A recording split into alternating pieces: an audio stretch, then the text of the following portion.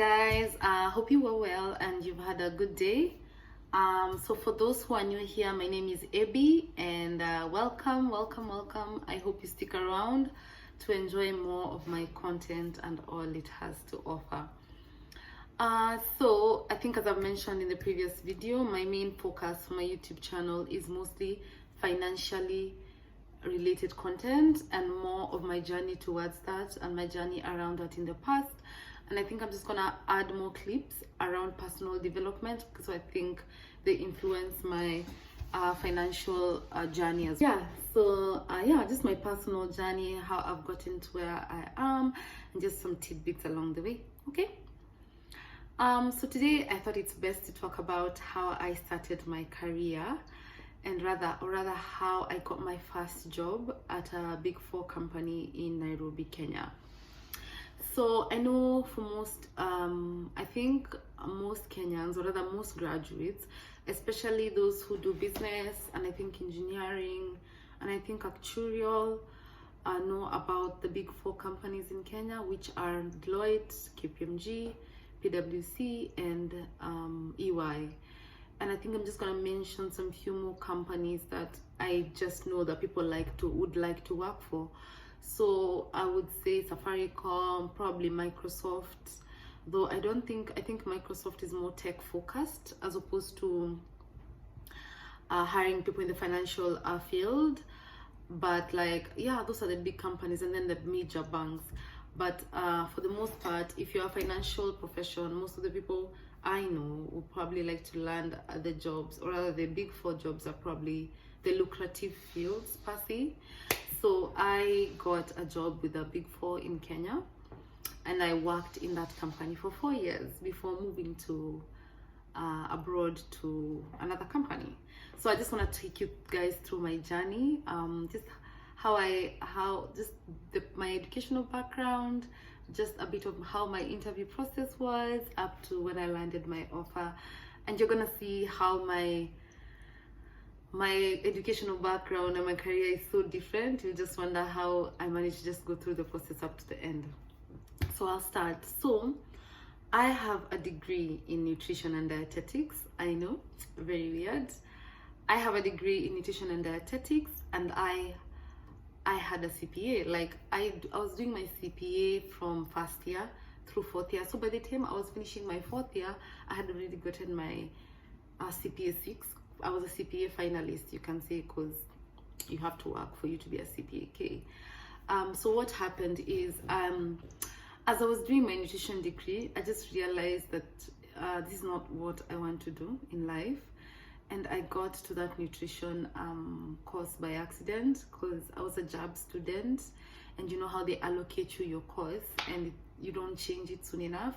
So that's how I ended up doing nutrition. And as the years went along, I knew this is not something that I'm gonna do in the long term, because I was doing my nutrition degree together with my CPA course. And to be honest, I enjoyed my CPA classes, and I was probably good at it, I will say, because every section I used to pass, move on to the next. So I was more inclined towards a financial field than a nutrition field. So when I was in my 4th year, I started getting worried about what am I going to do after Form 4.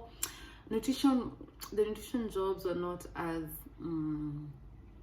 I don't know how to say it. The nutrition jobs were not as popular, or rather one institution would need 1 or 2 nutritionists, while everyone needs an accountant, Anyway, so in my 4th year, because I was a bit scared of being jobless and just being dependent on my parents, I started applying for jobs very early on. So immediately all the Big 4s opened up their application portfolio. I was like, you know what? Let me just try my luck. Let me just throw in my application and see what happens. So these Big 4s have specific criteria, this is what the grade you needed to have in high school. I think it has reduced now, but back then you needed to have a B+ as your overall grade, or B. Let me say B+ or B, and I think B+ or B and above in math or English. I think those were the 3 main criterias and I think a second class upper, if I'm not wrong, but I don't know how much they follow that rule these days. But those were the conditions. So I was like, you know what? They didn't say anything about a business degree. They said any degree is okay. So I was like, let me try my luck.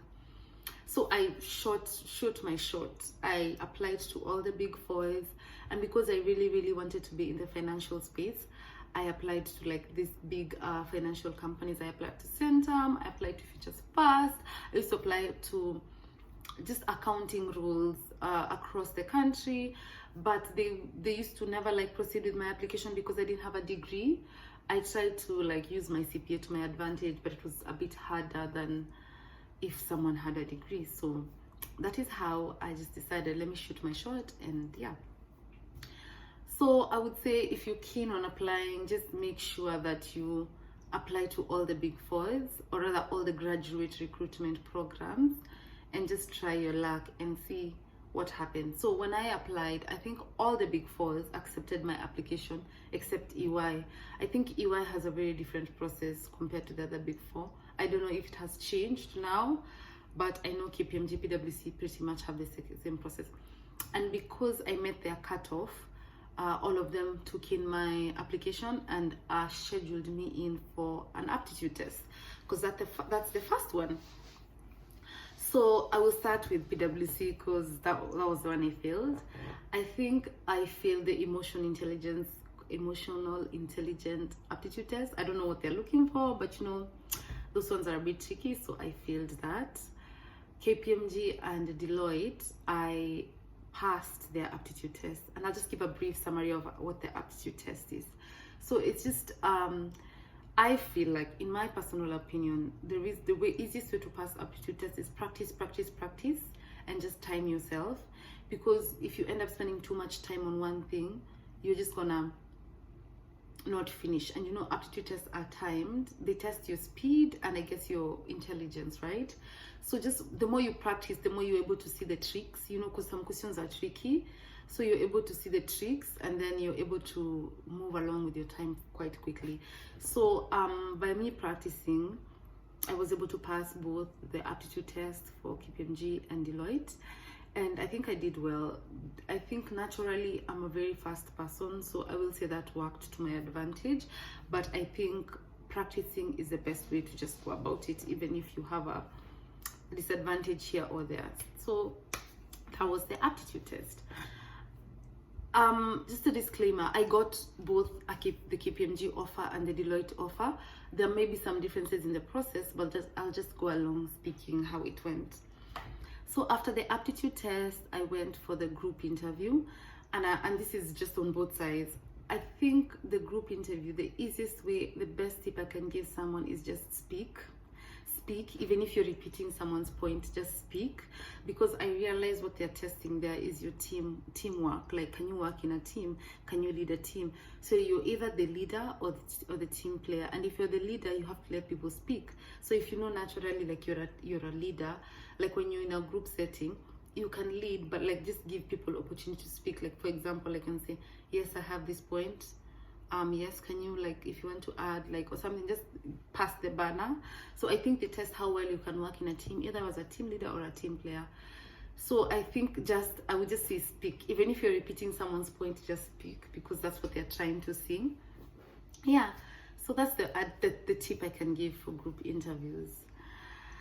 So after that, the next stage was the manager's interview, and let me tell you, you don't even need to have any experience. Let me just tell you, because when they're recruiting you, they don't anticipate you to have an audit experience. It helps if you do, but I had nil audit experience, nil accounting experience. I just had my nutrition experience and my CPA papers.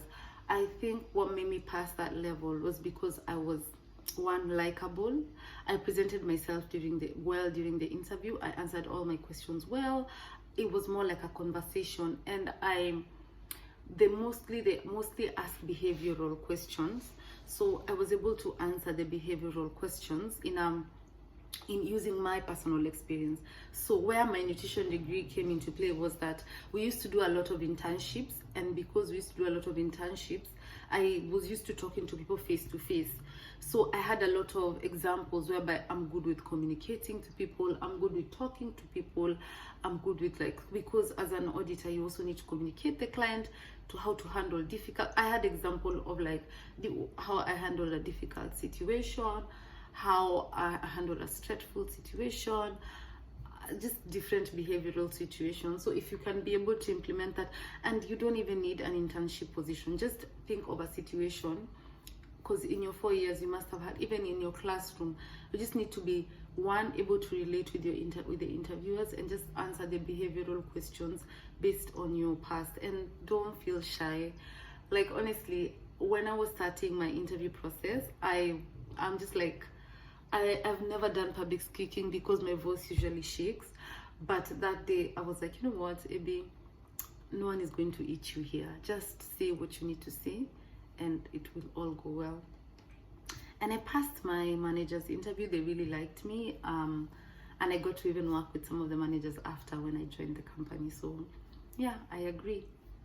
Just be confident and you'll be fine. Don't worry.